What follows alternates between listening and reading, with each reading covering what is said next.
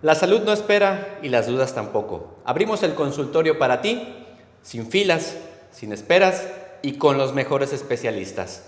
Esto es Sin Previa Cita. Comenzamos. Bienvenidos a la señal de imagen de Veracruz, una producción de Sincronía Networks. Soy Sergio Lara. Me da mucho gusto nos acompañen en una nueva edición de Sin Previa Cita. Tenemos como invitado este día al doctor René García Toral, neumólogo. Bienvenido, Sergio? doctor. Gracias, Sergio, y saludos a todos los televidentes de Imagen del Golfo. Tenemos este tema el día de hoy de resfriado común, COVID, influenza o supergripe. Doctor, estamos en plena temporada invernal y las enfermedades respiratorias son una constante durante esta época. ¿Cuáles son las enfermedades respiratorias más comunes durante esta temporada invernal? Sí, efectivamente tenemos la que es la gripe, la supergripe, producida por el H3N2, el subclado K, y tenemos obviamente también el COVID, que ya hay menos casos de COVID comparado con la influenza. Predomina ya actualmente en este momento la influenza, pero todavía seguimos teniendo el COVID. También tenemos el virus sincicial respiratorio, que este virus afecta a niños, a ancianos y a embarazadas. Es un virus que se caracteriza por ese detalle de afectar predominantemente bebés y embarazadas y ancianos, ¿no? Entonces, cada virus se va a caracterizar por una sintomatología específica. En el caso del COVID tiene pródromos. Okay. Se va a diferenciar del de la influenza porque el COVID empieza con una sintomatología más lenta. Empieza a lo mejor con un poquito de malestar general, problemas de musculares o desgano, astenia. ¿Cuerpo cortado? Cuerpo cortado, decaimiento. Y en ese momento, de 2-3 días después, 4-5 días, empieza ya la sintomatología respiratoria. O en algunos casos ni siquiera llegan a tener cuadro respiratorio. Se va directamente a pulmón, lo que es la insuficiencia respiratoria, que fue como estuvimos viendo los casos de COVID, sí. Pacientes que sin haber tenido previamente rinorrea, o sea, escurrimiento de la nariz, sin estornudos, llegaban a tener franca cuadro de insuficiencia respiratoria. No es así la influenza. La influenza es un cuadro más súbito, más precipitado, más brusco. De un día para otro, en unas horas, empieza el paciente con un dolor de cabeza, dolor de garganta, estornudos, escurrimiento de la nariz, dolor de huesos y fiebre alta. O sea, es más súbita la sintomatología con la influenza, sí. A diferencia del COVID, ¿no? La gravedad entre un virus y otro va dependiendo del agente, del huésped. ¿De la edad? También tiene que ver el huésped, porque en una enfermedad, cuando una persona dice, oye, ¿qué tan grave es esta bacteria? Pues también depende del huésped. Porque imagínese usted haciendo la semiología, el ejemplo con un boxeador. ¿Qué tan fuerte es tal boxeador? Pues dependiendo a quién tenga enfrente. Claro. ¿No? Y también va a depender de dónde pelee ese boxeador. No es lo mismo que el Canelo juegue en Las Vegas a que pelee en Arabia, a lo mejor, ¿no? Es correcto. Entonces, las condiciones o el medio ambiente determina también la enfermedad. Pero la edad no tiene aquí que ver. La edad, claro. Niño, adulto. O sea, son 3 factores lo que determina la enfermedad. Uno es el agente infeccioso, o sea, el virus. 2, el huésped, o sea, la persona. Y 3, el medio ambiente. Entonces, el virus, obviamente, estamos hablando de un virus agresivo, el X, por decir algo, el COVID, o hablamos de un virus como el de la influenza. Sí. ¿De qué va a depender que sea agresivo el virus? De que sea un virus nuevo. Si es un virus nuevo, que el cuerpo no lo identifica, entonces va a ser un virus agresivo. ¿Y la supergripe? La supergripe, ¿por qué es grave la supergripe? Gripe porque mutó el virus y cambió su código, su superficie. Entonces, para el cuerpo, era más difícil reconocerlo o identificarlo. y entonces podía burlar el sistema de defensa de nuestro cuerpo, el sistema inmunológico. Eso es lo que hacen los virus. Mientras nuestro cuerpo identifica a un virus, lo bloquea y lo aniquila. ¿Y qué hay de este resfriado común que normalmente vemos en la calle o que es lo que, pues estoy resfriado, ¿no? Tengo un pequeño resfriado. ¿Aún es común o ya todo es COVID o influenza? Ahí es donde dice que nada es verdad, nada es mentira. Todo depende del color del cristal a través del cual se mira, ¿no? Sí. O sea, todo es relativo. ¿Por qué es relativo? Porque va a depender, como ya lo dijimos, del huésped. No es lo mismo una gripa en una persona de 90 años, diabético, con artritis reumatoide, y que tenga aparte un problema de asma, diabético, postrado por un infarto cerebral, Claro, sí. ¿sí? Y que todavía le da una pequeña gripa, que el nieto de 8 años o de 10 años está jugando con la nariz escurriendo, pero está jugando, no le hace cosquillas la gripita. Ese mismo virus a ese niño apenas le da un escurrimiento nasal, pero a su abuelito lo va a acabar. Entonces, por eso es relativo. La supergripa o el resfriado común va a ser común en algunas personas. ¿Qué tan seria es en la enfermedad? A 6 años de la pandemia, ¿se convirtió esto en una gripe de tos común o es aún algo serio? Ya sé que hay varios estudios médicos, en el campo científico también se ha seguido tocando ese tema del COVID, pero sigue siendo o se ha convertido en una gripe. Digo, ya está la vacunación, ya hay otros medicamentos que han ido descubriendo. ¿Cómo está el campo en este momento, doctor? Bueno, mire, el problema que tenemos del COVID es muy diferente a la influenza por 2 detalles importantes que yo considero. Uno, cuando tuvimos de la pandemia de la influenza en el 2009, en 8 meses ya teníamos la vacuna. 8 meses. Y en cambio, con la pandemia del COVID, tardamos 2 años. 2 años. Entonces, hay una diferencia, a pesar de que la pandemia de la influenza sucedió en el 2009 y la del COVID en el 2020, estamos hablando de 11 años de diferencia en el que la tecnología y la ciencia pues ya estaba más avanzada. Tardó la ciencia 2 años en conseguir una vacuna cuando tenía que haber sido más rápido. Entonces, un detalle. 2, el antiviral. Cuando tuvimos la pandemia de la influenza en el 2009, hubo muchas defunciones, pero tuvimos antiviral desde el principio, el oseltamivir. Eso frenó. Eso frenó también el impacto, y aunque fue algo también impactante, se nos llenaron los hospitales, pero pudimos contener la pandemia mucho más fácil, porque desde que llegaba el paciente al hospital, desde ese momento recibía el tratamiento con oseltamivir. No así con el COVID. Con el COVID.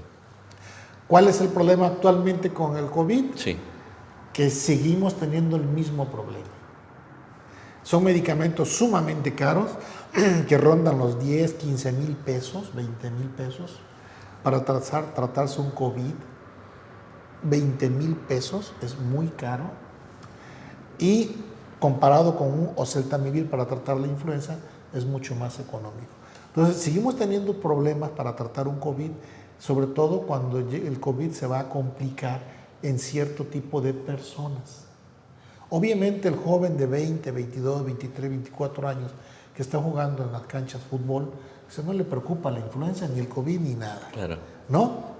Pero repito, el problema va a ser la persona que está postrada en su casa con alguna enfermedad, o el que está con insuficiencia renal, o el que tiene cáncer y está con quimioterapia, o el que está con lupus eritematoso sistémico y está tomando inmunosupresores.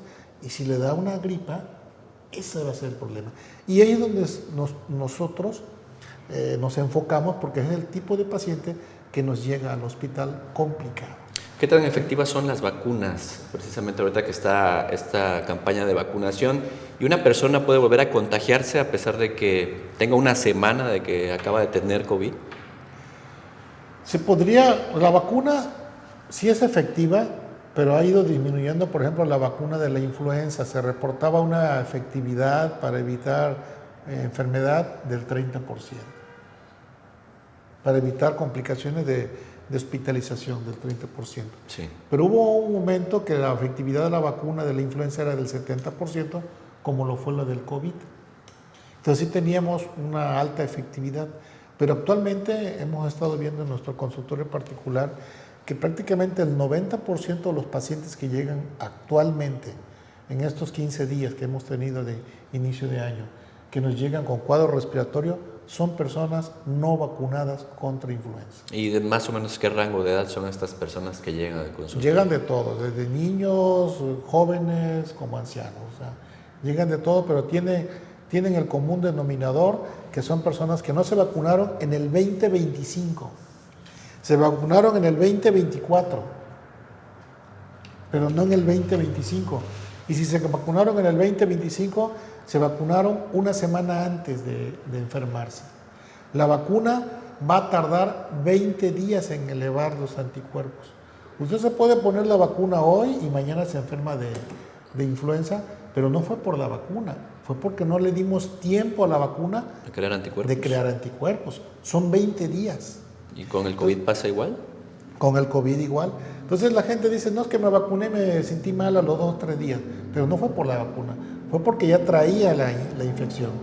Ahora, si se contagia y se pone la vacuna, pues va a haber mayor respuesta inmunológica y mayor sintomatología. Pero esto no significa que sea 100% inmune, ¿no? No. Porque luego la gente confunde, ¿no? Ya estoy vacunado, ya no me va a pasar nada, ¿no? No, claro, se puede infectar, aunque ya no con la misma intensidad. La mejor forma de protegernos contra los virus es vacunándonos. Obviamente yo, por ejemplo, en lo personal, pues me expongo ante 10, 15 pacientes que están infectados, ya sea en el hospital, ya sea encamados, ya sea en consulta, y pues no, afortunadamente no estoy enfermo en este momento de influenza, y es gracias a la vacuna. Precisamente en este tema, doctor, hay personas que no acuden al médico, tampoco se hacen la prueba, ni mucho menos pues tienen la curiosidad de decir, bueno, voy a ir para que un especialista me dé un diagnóstico. ¿Qué tan delicado es el automedicarse?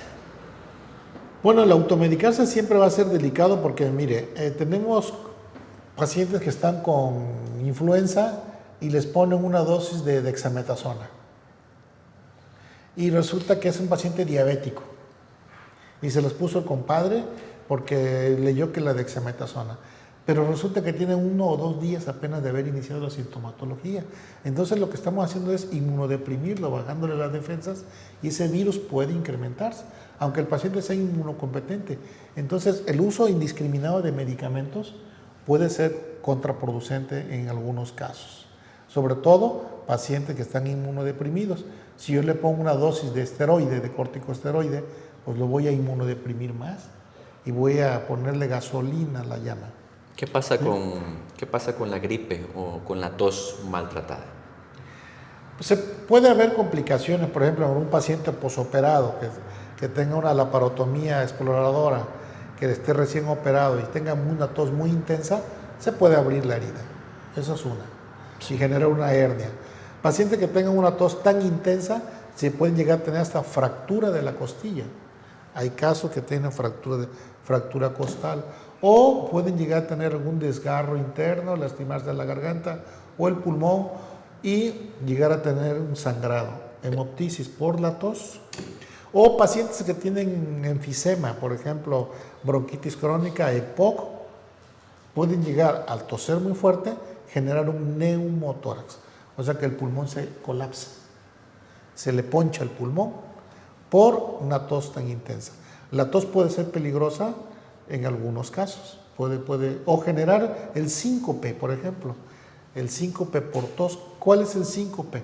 Que la gente tose tan fuerte y hacen tanto esfuerzo por toser que los pulmones comprimen el corazón y deja de llegarle sangre al cerebro y se desmaya. Se desmaya, pero no pasa más. No, siempre y cuando no se desmayen en las escaleras. Ah, claro, se pega un golpe en la cabeza. O manejando, claro. ¿no? O al fin, o sea, es como el epiléptico, o sea, puede estar en una situación de riesgo y se va a caer y se puede afectar más. Entonces, el síncope por tos es una realidad y se da más en la persona que tiene un bajo gasto, o sea que el corazón no se contrae con suficiente fuerza. ¿Cómo lo sabemos clínicamente? Sí. Con una presión baja. El paciente con hipertensión, pues tiene una fuerza de contracción alta. El paciente con hipotensión, pues la fuerza de contracción es más baja. ¿Eso sería como la alerta? La alerta para el paciente que tose demasiado fuerte, que aparte es gordito, tose muy fuerte, se puede marear o incluso desmayar por una tos tan intensa. Sí puede ser peligrosa la tos abrupta y fuerte. Hay que cuidarse también de eso. ¿Cuáles serían las recomendaciones para la población, doctor?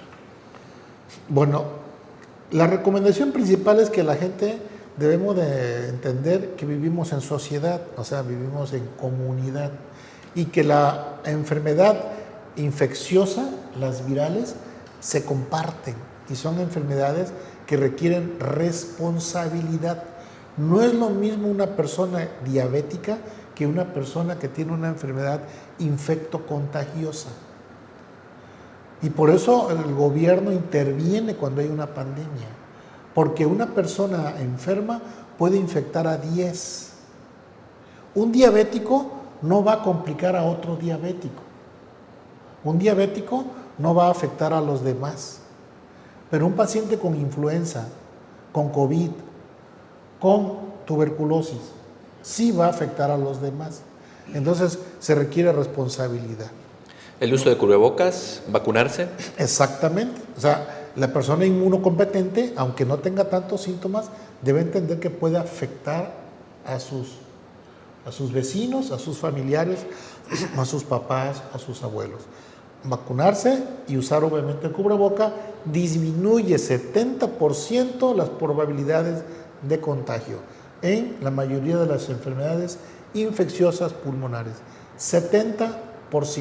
Sí conviene entonces que usted utilice el cubreboca.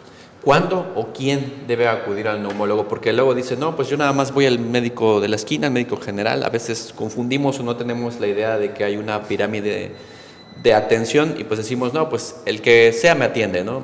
¿Cuándo se debe acudir al neumólogo? Obviamente, pues, la persona debe de ver también a su médico general, su médico familiar. No podemos decir que todo tipo de tos voy a acudir al neumólogo, Sí. pero pues yo tengo que ver obviamente la sintomatología inicial, voy a acudir con mi médico de primer nivel, si no puede con el médico de segundo nivel, y es cuando yo tengo una tos persistente que no puedo resolver con nadie más, cuando tengo que acudir con el neumólogo, que es el médico del tercer nivel, que normalmente es como se clasifica o se estadifica aquí el nivel de atención en la medicina, ¿no? ¿Cómo lo pueden localizar, doctor? ¿O dónde pueden acudir para consulta? Bueno, normalmente en las redes pueden poner en Google el nombre, René García Toral, y ahí aparecen los datos con que pongan el nombre completo en Google, van a aparecer los datos de contacto. Para el que tenga bien o requiera los servicios de un servidor, aquí estoy para servirles. ¿Alguna otra recomendación, doctor, para la audiencia? Que es muy importante cuidar los pulmones y de una forma muy fácil de cuidar los pulmones es vacunándose. Pero también es importante evitar las enfermedades que inmunodeprimen, control de la diabetes, control de la artritis reumatoide, control del asma, control de la hipertensión, evitar los excesos, evitar el alcoholismo, evitar a las adicciones, sobre todo el cigarro. Mueren 175 personas cada día por abuso del cigarro. 175 mexicanos mueren cada día por cigarro. Entonces, el pulmón es el que sufre los abusos de la gente, ¿no? Entonces, debemos de tener una vida sana para que nuestros pulmones también tengan un mejor funcionamiento. Perfecto. Doctor, pues muchas gracias por habernos acompañado en este espacio. Sergio, muchas Gracias, doctor René García Muchas Toral, gracias. por acompañarnos hoy. Gracias a usted también por sincronizarnos en este espacio. Esta es una producción de Imagen de Veracruz y Sincronía Networks. Les recordamos seguirnos en nuestras redes sociales, donde nos encuentra como Imagen de Veracruz. y a seguir las noticias más importantes en nuestro sitio web www.imagendeveracruz.mx. Que tengan usted excelente día, excelente tarde, excelente noche. Nos vemos la próxima semana sin previa cita.